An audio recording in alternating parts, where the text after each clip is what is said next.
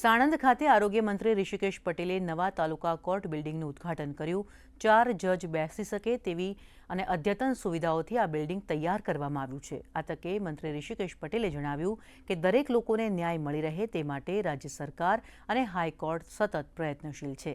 નાગરિકોને ઝડપથી ન્યાય મળી રહે અને વિલંબ ન થાય તે માટે પણ તેમણે અનુરોધ કર્યો હતો। ગુજરાત હાઈકોર્ટના વહીવટી ન્યાયાધીશ સંગીતા વિશેને જણાવ્યું કે નવું ન્યાયાલય પક્ષકારો અને વકીલોને સુખદ સમાધાન તરફ લઈ જવાનો પ્રયત્ન કરશે। સાણંદમાં નવા ન્યાય મંદિરમાં સૌ જજીસ, વકીલ અને સાથે ન્યાય માટે જેઓ આતુર છે એવા તમામ લોકો માટે ખૂબ સારી સગવડ,